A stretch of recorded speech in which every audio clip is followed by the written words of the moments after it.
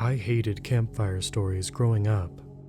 My parents made me go to summer camps where people who couldn't stand their kids ditched them. Why bother having kids if you couldn't stand to be around them during the summer? My parents told me it was for enrichment, whatever that meant. Make friends, get to know people, have a good time. Well, nothing is good about being forced to sit by wood smoke while getting poked by mosquitoes. All while some idiot named Counselor Todd told a cheesy campfire story. Worse was when cool Counselor Chadley accompanied on his guitar. Anyway, as I said, I hated these stories growing up. I always had really vivid dreams, along with an overactive imagination. Those stories that blurred the lines between reality and fiction made both go haywire, and my mind became trapped in a spiral of what-if scenarios. Always watching the shadows of the cabin walls as the moonlight made the branches stretch like fingers, feeling breath on my ear when it was just the AC. The groan of my bunkmate's bed springs was some horrible criminal dragging his sickle along the floor. I think the worst story that Todd ever told was about the deer woman. It was nothing like the Native American tales of shape-shifting women where men are lured away to be stomped by their hooves, or stories of transformation. No, Todd's deer woman was something much more scary. It was something like this woman was driving down a road close to camp and hit a deer. Upon impact, she went through the windshield and collided with the deer. When the police and ambulance arrived, they found the deer, the crushed car, and a set of red footprints leading off into the woods. They never found the woman.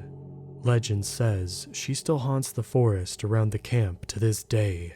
Todd said this to his terrified masses. The shadows playing over his face made him look demonic. After enduring 3 weeks of Todd's dramatics, I was over the spooky firelight trick. But the story freaked me out. I already detested the idea of driving. The very thought of driving alone some dark, winding road only to slam into a deer was terrifying. Then, mix that in with having my broken remains smashed with the deer? F that noise. The other stuff about the woman walking away to haunt the forest was obviously BS, though my fear of anything Servine in nature wasn't so sure. Don't judge me. Deer are freaky looking, and have you ever heard an elk bugle? Haunting. So, the story itself was playing on my imagination a little. Anything vaguely horn-like had my skin crawling, which my fellow campers thought was super hilarious. Then the night only got worse. It was already late. Being in the middle of June, the sun was still lighting up the sky around 9 p.m., so the scary stories hadn't commenced until about 10 o'clock.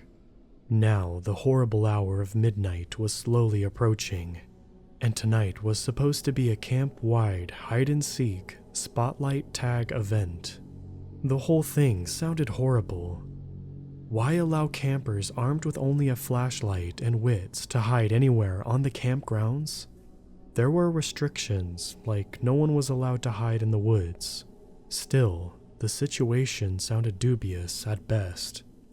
Nevertheless, campers who saw the flawed logic of such a game were not permitted to stay on the bench. So, I played against my will. At first, I tried to hide somewhere obvious so I would be found and made to sit out early. That plan was foiled when Counselor Chad came up and looked at me with that expression you'd give to an obnoxious toddler.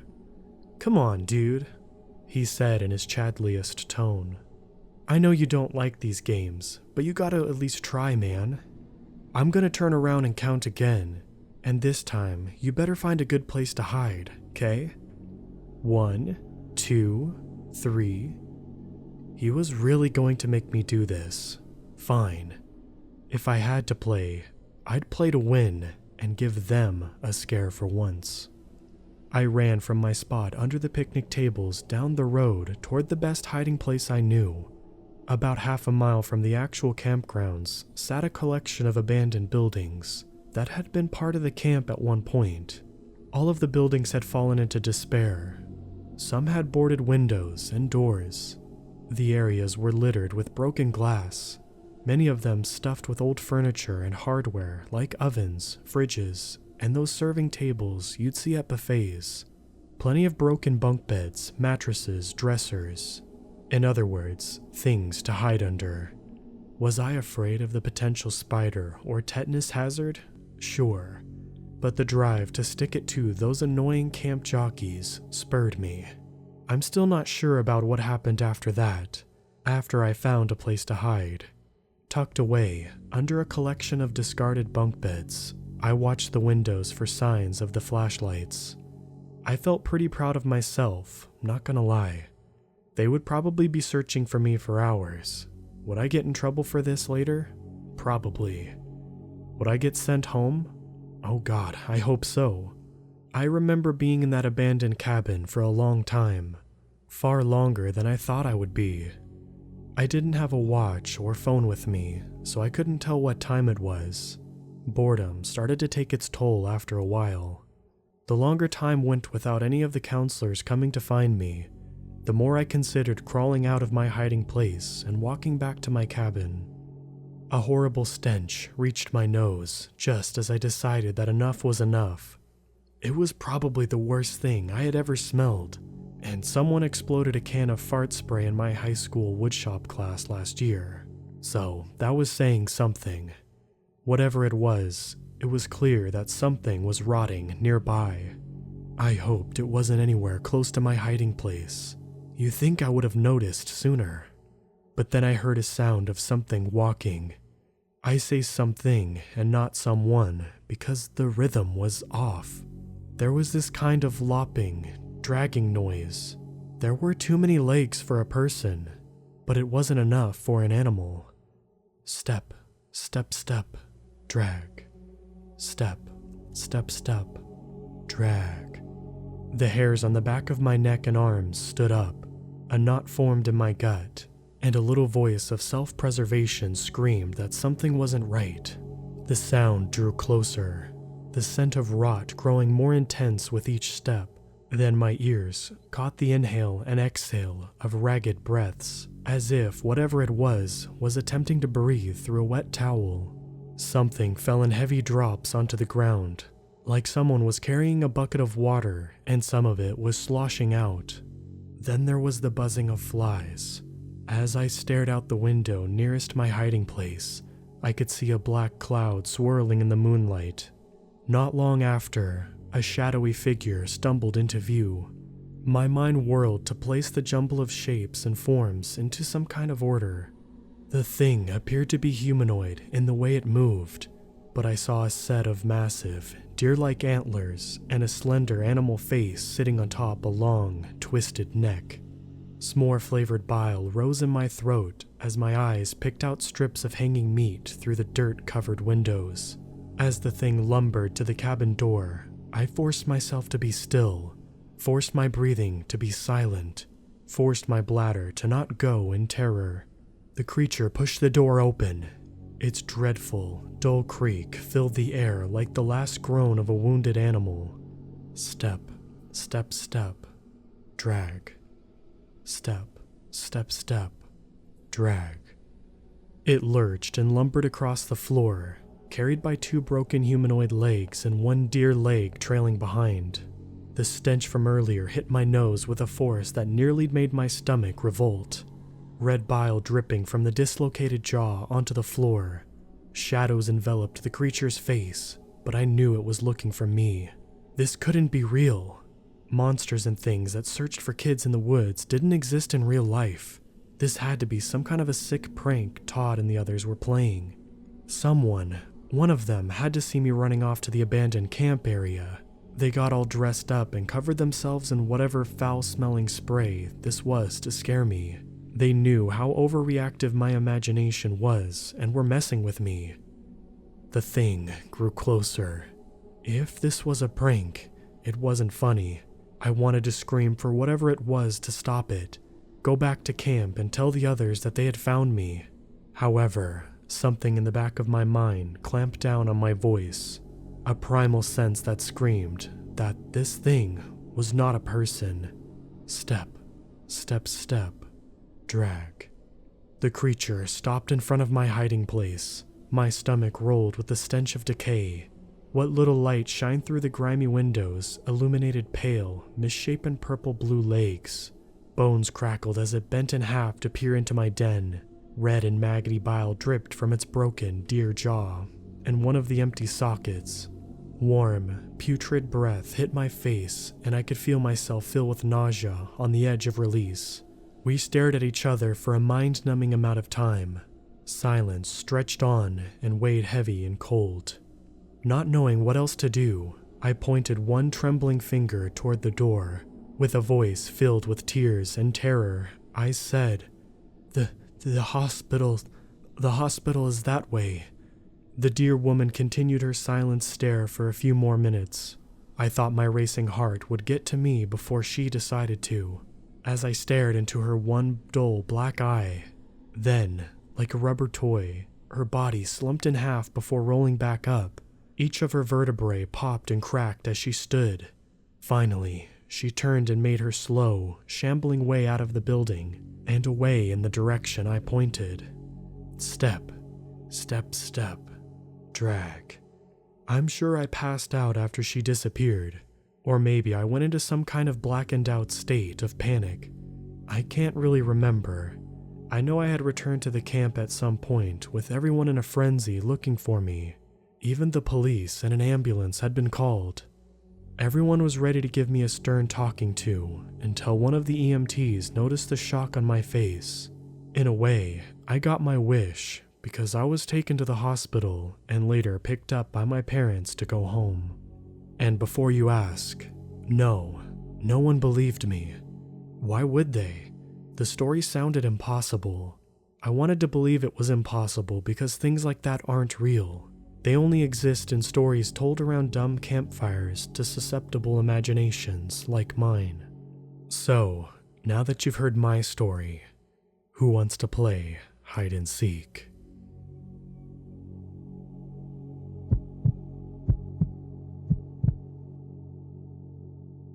Bobby leaned his head against the cool glass counter. The gas station was empty. No one ever came down this way, and he doubted tonight would be any different. He often wondered why the hell he was here if only one customer showed up every third week. He did not wonder tonight. It was too damn hot. I should have called out sick, he muttered, rotating his head, making sure the skin never left the cold safety of the glass. The room spun around him. It was a dramatic and frankly goofy way of moving, but Bobby prided himself in finding little things to keep himself entertained. The thought of exposing himself to anything other than the cold counter was not entertaining. The security camera TV flashed by in one corner, the rows of cigarettes on the wall behind him, until finally the back wall of refrigerator doors. Even its cramped icy corridor would offer little relief in that hot, muggy air. Bobby slid off the counter and scanned the room. The shelves all sat with their products neatly organized.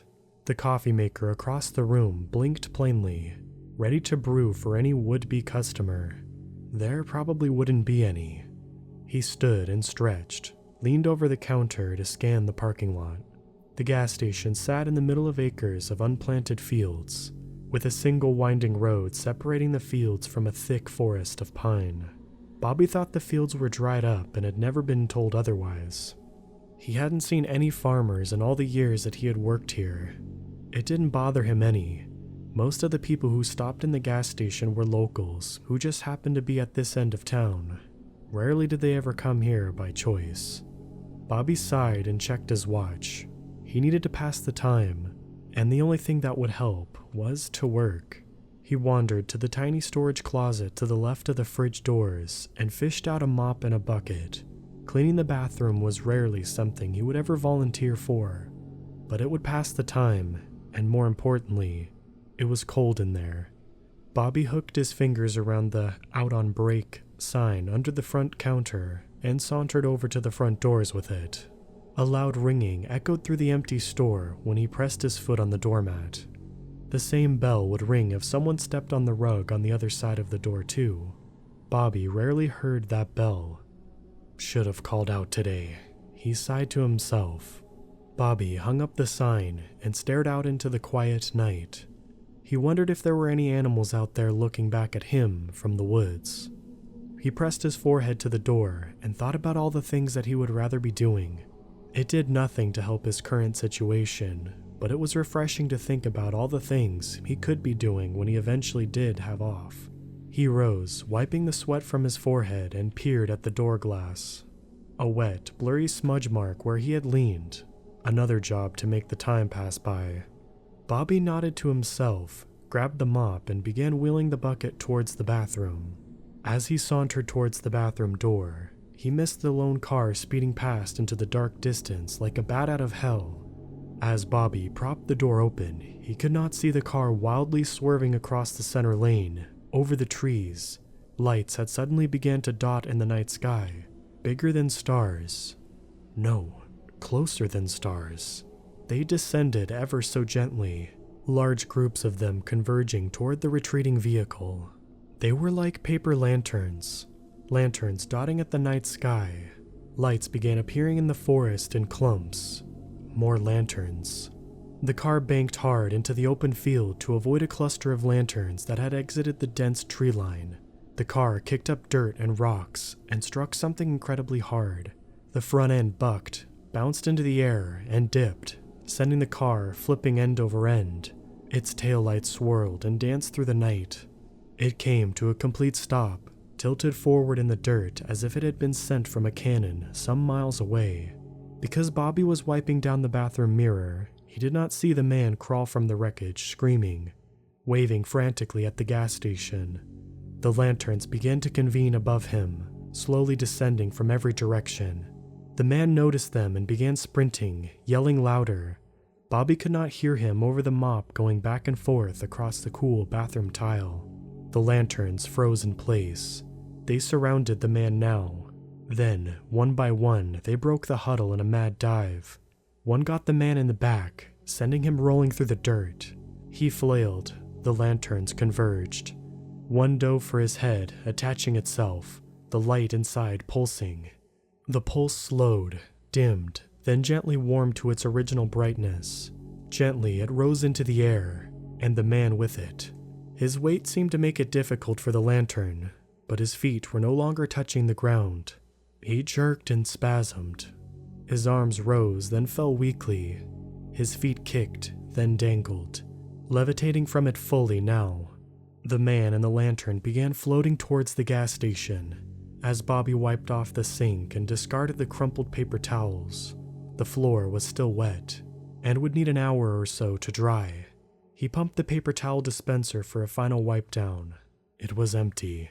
More work, he muttered. He found the key dangling from his belt and fished out the one for the supply cabinet in the bathroom. He fished out a roll of paper towels and put them in the dispenser. He pumped out one piece of paper for himself and left the other dangling for the next time someone used the bathroom. It would probably be himself. As he walked out of the bathroom, a loud thud echoed on the ceiling above him. He jumped. Something was on the roof. A group of somethings, by the sound of it. They were moving over the freezer section at the back of the store. Raccoons. It happened last year too. A group of raccoons had come out from the forest and tried climbing in through the vents to get away from the heat. One had succeeded and needed to be fished out with a net by the local PD. Bobby leaned the mop against the wall between the closet and the refrigerator doors. Inside the closet, he retrieved a broom and walked over to where he had heard the thud. He scraped the handle across the ceiling and banged the vent a few times. He had done this ever since the raccoon had gotten stuck, whenever he heard rustling above the freezers. It must have worked too, because no raccoon had ever gotten stuck again. After a few bangs, he had stopped and listened. The rustling continued. I really should have called out today, Bobby sighed. A raccoon had probably made its way into the vent, and he would have to go up onto the roof to confirm. He didn't so much mind the roof. Oftentimes, he would go up there when he knew for sure no one would be coming in to gaze at the stars, which was always. The ladder was in the outdoor storage closet near the ice machine. He turned and let out a startling yelp. In front of him was the magazine stand, the gaudy, colorful covers all plastered with faces looking in different directions. It sat against the front windows, and there behind him was the man staring off into the sky. The man stood there, slack-jawed, wearing the most ridiculous hat Bobby had ever seen. His sudden materialization had surprised him. There was something clearly wrong with the man, other than the fact that he was staring off into space outside a gas station people rarely visited. Bobby had a run-in with a junkie 2 years prior. The guy had wandered up to the gas station, probably after hitchhiking, and just stood around the pumps. Bobby asked him if he needed anything, and the junkie just laughed hysterically before falling into a fugue state beneath the lights. Pete, the local PD officer working whenever Bobby did, was usually asleep in the station or watching TV turned up way too loud. Bobby had to call 4 times to get a hold of him. Bobby took 2 steps forward and froze. There was definitely something wrong with the man. Now that he was closer, Bobby could see his jaw twitching up and down, as if he was trying to make words. He was twitching, and his eyes were almost rolled back into his head. Not to mention, he had a nosebleed, the ear facing the window, and a small trickle from the corner of his mouth. Before darting for the phone, something in the distance caught Bobby's eye. The smoldering wreck of a car. Wonderful, Bobby thought, and dashed for the phone behind the counter. As he rounded it, he scowled. The scratching had gotten louder above the refrigerators. The raccoons would have to wait. He ducked under the front counter to retrieve his phone from its charger and dialed the station. "This is Pete," Bobby's phone. "Hey Pete, it's Bobby down at the gas station." "Hey Bobby, what can I do for ya?" Pete mused. Bobby could hear the TV on in the background. "Pete, I'm gonna need some help over here. Looks like a real bad car accident off England Way in front of the station.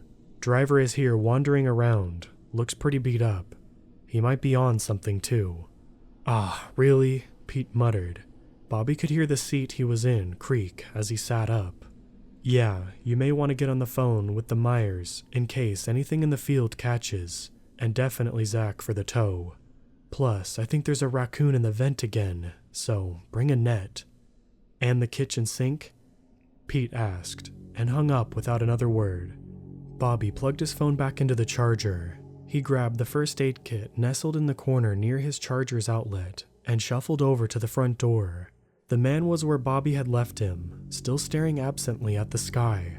He was facing the opposite direction, and Bobby couldn't help but stare at his hat. It was more like a plastic bag, really, but it had the most fantastic light display coming from inside, like a warm glow. Come to think of it, it looked an awful like a lantern you'd release over a lake with a candle inside. Bobby had done that once as a class project in grade school. Bobby wanted to help the man, but didn't want to get any closer if he was on something, so he rapped his knuckles on the door's glass pane. "Hey," he shouted. "Hey, do you need help?" The man turned towards him, but Bobby shuddered. There was something off about the way he turned. Not like a person turning around, but more of a rotation, like a cake on display down at the bakery. It reminded him of his Aunt Carol's Lazy Susan that let her turn the TV to face wherever she was in her living room. "Do you need help?" The man didn't move. He had clearly heard Bobby since he had turned so strangely, but he was making no real indication of responding to, or even understanding what Bobby was asking. "Come on, man," Bobby whispered. Then it caught his eye.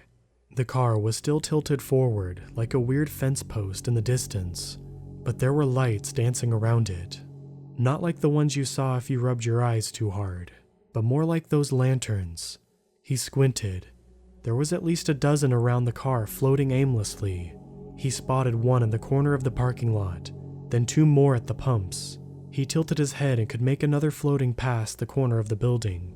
He turned to see if there were any on the other side and screamed, dropping the first aid box and scattering its contents all over the welcome mat and making the bell chime in the store. The man was nose to nose with Bobby on the other side of the door. Something was definitely wrong with him. Even though they were nose to nose, the man's eyes were still looking upwards, his mouth hanging slack. "Damn man, you on something?" Bobby shouted through the glass. The man gave no reply. Bobby knelt down to collect the first aid kit. It was one thing to deal with the car accident, another to deal with a bunch of trash floating around the station. But a junkie too? Maybe he had been driving a car filled with Chinese lanterns. I am definitely calling out tomorrow, Bobby muttered. He put the last band-aid in the box and closed it with a snap. Look man, the local PD will be here any minute, so if you could just wait by your car, that would be... He stopped himself mid-sentence. He ran cold in shock. Bobby was still kneeling, but had raised his hand and saw that the man wore only one shoe, the other maybe having flown off in the wreck. He wondered in that instant how the man had been able to sneak up on him in the front of the door. The welcome mat bell never rang. The man was floating. Floating was the wrong word. His feet had barely lifted off the ground and were dangling, twitching every so often. Bobby forced himself to look up. He could see now that the man was floating mid-air. His arms turned slightly red. He wasn't floating. He was being lifted. The hat, it looked exactly like the lanterns he had seen floating around the property. But this one was on the guy's head, and it was pulsing. Not too much, but this close, Bobby could see it ripple and waver every so often. What he originally had thought, streamers hanging from a goofy hat, seemed to grip the man's skin and pull it upwards, some reaching nonchalantly in random directions. The man was being lifted by the lantern. Bobby noticed the man's neck muscles stretch from the weight of himself. Bobby took a careful step backwards away from the door. The man's hand went upwards, slamming into the glass. It stayed in place for a moment, then streaked downwards, creating a long vertical smudge. The man began whimpering. His face muscles began to twitch. His nose danced like he had a sneeze on the way, and his eyelids danced up and down. The corners of his mouth lifted and snagged, his jaw flipping open and closed like a fish. "Oh, Ben," he croaked. Bobby took another step backwards. The man's hand slapped against the glass again, dragging down to his side. His face twitched again, softer this time. The words came easier. "Oh, Ben." Bobby wondered when Pete would get here. Pete had a weapon, but so did Bobby in case of emergencies. It was in a holster bolted under the front counter. He had never needed it and had been explicitly told to never use it on anything. He questioned whether he would need it now. A crash behind him snapped his attention away from the floating man. The raccoon had come through the vent into the freezer, but the hair on Bobby's arm stood up and his heart jumped into his throat. There were no raccoons in the vents. It was the lantern. It drifted aimlessly behind the rows of drinks. Bobby followed the floating light. The vent crash had knocked over one of the freezer shelves, scattering milk and butter across the floor. The door was still shut, but there was nothing between the lantern and him other than glass now. He walked away from the floating man. "Oh, Ben." There was a plastic hard case above a sunglass display to his right, filled with several knives of different color and size. It had never needed a lock, and Bobby was thankful for that now. Still staring at the lantern, Bobby fished a knife out of the display box and held it between him and the empty glass freezer door. It was a comical hot pink with flames. Bobby didn't care. Whatever these lanterns had done to the man seemed painful. Bobby wasn't going to let it happen to himself. Bobby stepped closer to the glass and watched. The lanterns graced the floor, its tendrils, if that's what they were, gently swept around in every direction. Some of them would rise in the air and gently come to rest. Some touched the spilled milk and recoiled. The lantern bobbed and glided over to the door between Bobby and it. It was filled with light, like a shopping bag that they'd gave you at a local 5 and dime covering a lone light bulb. Bobby's hands began to shake, but he held the knife in front of himself. Bending at the elbow, he got close enough to the glass. It happened very fast, so fast that Bobby fell backwards after the fact. Without warning, the lanterns reared backwards and lunged at the glass. The feelers splayed out in every direction. It had lunged at Bobby, but the glass held. He could see the underside of the lantern now, and it began shivering. It was filled with teeth and tendrils. The tendrils pulled at the glass. The teeth were all facing in nondescript directions. There were mouths in there. They had no lips and were lined with more of those horrible, jagged teeth. They bobbed open and closed independently of each other. Bobby needed the weapon now. The lantern pulled away from the freezer door. Bobby shakily drew himself up to a crouch. The lantern slammed forward and Bobby nearly fell backwards again, jutting the weapon forward in front of him. The lantern repeated the motion. The freezer door popped open, then closed. The mop still leaned against the wall, 2 refrigerator doors away. As the lantern reared back, Bobby lunged towards it. He grabbed it with one hand and rammed it towards the refrigerator door handle. The lantern was faster, smashing forward and opening the door again. Bobby swung his hand out hard and caught it. The lantern was strong enough to open the door from inside at least, but it had used momentum. There was no strength keeping it open now, and Bobby was able to close it quickly with relative ease. He fumbled for a moment and then jabbed the broom handle between the 3 door handles, burying the lantern inside. Bobby was lucky. 3 more had just come through the broken ceiling. Damn, Bobby gasped weakly. He spun on his heels as he heard more banging from behind him. It had joined the floating man's slapping hand in a horrible chorus. The floating man had now started punching the window. The lanterns didn't seem to have much control over his bodily functions yet, as he couldn't truly form a fist. It had mastered the slapping motion, however, and now the man's half-formed fist smashed repeatedly into the glass. It left small patches of red, which spattered more and more with each hit. Bobby could see the man's hand becoming bent and his fingers in the wrong ways. The floating man kept going. There was, however, a bigger problem. Multiple lanterns had now latched themselves onto the front windows of the store and were attempting to open them in the same way the lantern in the refrigerator had opened the door. Their teeth-filled maws bared at the store, opening and closing in a maddening rhythm. Bobby wanted to look away. They drew themselves backwards and thrusted forwards, each at different times. Thudding into the windows, the glass would not hold for long. Bobby dashed for the front counter just as the floating man's fist broke through the front door's glass in a spray of shards. He attempted to move through the opening, bumping into the rest of the door several times. Bobby fumbled, trying to unholster the weapon, afraid to take his eyes off the floating man. He had started to wildly swing both arms at the glass in an attempt to wipe away the obstruction, ruining the welcome mat on the floor. He was making progress. So were the other lanterns. The front window panes now bulged horribly inwards in numerous places. Bobby risked it. He bent his head down under the counter, found the weapon and retrieved it from its holster. He heard what sounded like an explosion of glass. One of the windows had finally broken in. He ducked instinctively, ran out the side of the other corner, aimed his weapon. Nothing happened. "Damn it," Bobby screamed. His hands were shaking terribly now. He eyed the weapon frantically, searching for the safety. He remembered all the cop shows that always had the stupid criminals forget to take the safety off. Right now, he wished it was the latter. The lanterns which had shattered the window were thankfully still stuck on it, but 3 more were slowly floating through the wide gap.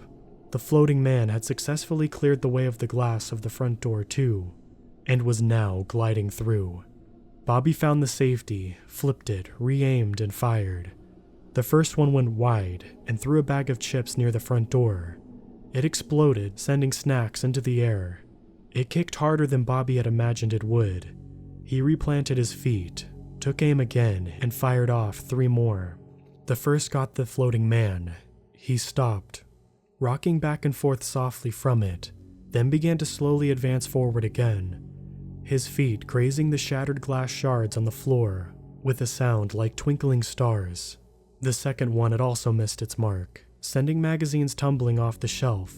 The third got one of the lanterns still stuck to the glass center mass. It popped like a bubble, sending neon blue liquid across the overturned window. Bobby's hair stood on end. Taking out the lantern had caused a strange electricity to fill the room, like a soft buzzing. More lanterns had grouped outside and were moving towards the store. The 3 lanterns nearest the window had now began wafting inside. Bobby started moving towards the bathroom. He could use the back door, but there was no telling how many were out there. A quick glance toward the refrigerator showed a total of 6 lanterns that had come through the front roof. They were having trouble reaching the glass and still had product in them, but their tendrils were reaching between the bottles and attempting to find purchase. Bobby moved faster. He turned back towards the front windows and ducked just in time to see the lantern whiz over his head. He aimed quickly and fired several more blind shots toward the lanterns while reaching for the bathroom door. He heard 2 of the lanterns explode in a sickening pop. The buzzing filled the air again. Bobby thrust his hand out, gripping the bathroom door handle, threw it open. In one motion, he spun into the bathroom, aimed and fired one more shot. The floating man was making his way down the row of the bathroom supplies directly toward him. The shot was missed, striking a small travel pillow, sending feathers through the air. The floating man went through them, a few sticking to his shirt and some to the lantern on his head. Bobby's eyes went wild. The store was filled with lanterns now, and more were filling the front windows, front door, and refrigerator. He was surrounded. Out of the corner of his eye, he could see several lanterns rearing back for a charge. He dropped the weapon, sending it across the floor, and slammed the door shut. He reached out to hammer in the sliding lock when the door pushed him backwards. He slid to his feet. The lanterns had charged, hitting the door before he could close, slamming it inwards and nearly off its hinges. Bobby leaned back and rammed his shoulder forward, slamming into the door. He was thankful the lanterns didn't seem to have strength outside of their initial lunge. The lanterns on the other side of the heavy door reached their tentacles around. Bobby was too quick. He jabbed the door into its frame. The tentacles flailed wildly, then came to rest. It looked as though streamers had gotten caught in the door. Bobby turned both the deadbolt and sliding lock and took a step backwards. He took in a ragged, slow breath. 3 more lanterns slammed into the door. Bobby stumbled backwards, slipping onto the still wet tile, and hit his head on the sink with a wet thunk. He fell to the floor, landing on his back. The door had shattered, but the locks held. The door slammed 2 more times. For how long? Bobby's head hurt. He reached his hand back, running it through his hair. His hand was hard to focus on when he put it in front of his face. 3 more lanterns hit the door. A screw from the top lock flew out, bouncing next to Bobby. Bobby looked down at the weapon in his hand. Took some time, and he found the eject button for the magazine and checked it. Only 2 left. The door shuttered again. Another screw popped loose. Bobby rested his head against the cool sink. Something was wrong, but he wasn't quite sure what. He heard sirens. They were getting closer. Bobby tried to stand, but, still slick, he was unable to find the footing. A steady pounding had jolted the chorus of rammings against the bathroom door. The floating man was out there. Bobby slid further under the desk. The door was starting to bend inwards. First one, then 2 tendrils began sneaking into the crack between the door and its frame. 3 more slams. The steady pounding was getting louder, both on the door and in Bobby's head. The sirens were blaring. Were they outside? Bobby thought he could hear voices. He heard a shot, a scream. He could hear Officer Pete yelling out someone else's name. Was it Zach's? There was shots now, steady and controlled. Another scream. The fire continued, but somehow it seemed less now. Bobby kept his eye locked on the bathroom door. It was still hard for him to focus. He could see the floating man. The door had started to bend inwards on the top right corner. The floating man seemed to be staring towards him. His arm shot forward through the gap, slapping wildly at the door. Was he looking for the lock? "Open," he rasped. Bobby raised the weapon. His arm was heavy. He closed one eye and tried to aim at the lantern on the floating man's head. Bobby smiled weakly. It really did look like a ridiculous hat. He pulled the trigger. For a moment, Bobby thought nothing happened. It had missed its mark, but not entirely. The floating man's hand had been hit, but to Bobby, it made no sound. The arm hung there, now dangling bent over the opening. Had he stopped? The door continued to shudder as other lanterns pounded against it. Bobby heard Pete enter the store. The door had chimed. He had heard him scream something. Was it at something, or because of something? Bobby couldn't tell. Was that his name? He heard more shots. One of them dented the bathroom door. Bobby could see the protrusion like a small pimple. 3 more, then a muffled scream. Silence. Bobby looked down at his weapon and back towards the door. The floating man's arm had begun to move again. His forearms wiped helplessly at the door's locks. It left streaks of crimson. Bobby squinted. Something was moving behind the floating man. Another floating man. Did it look like Zach? Bobby couldn't tell. He looked down at the weapon again. The door continued shaking on its frame. The steady pounding had doubled now. The thunderous slams of individual lanterns peppered the air in the chaotic chorus of noise. The top lock shot out with the last screw. The deadbolt was holding, but the door had begun to bend inwards at a faster rate, both above and below the bolt now. He had no way out. The lanterns outside had doubled before he had gotten into the bathroom. How many were there now? His help had come. It had gone. Bobby did not want to be a lantern's puppet like the floating man, probably like Zach now. Also Pete. He could see the additional floating men behind the one missing his hand. It was like they were in line waiting for the bathroom. They were in line waiting for him.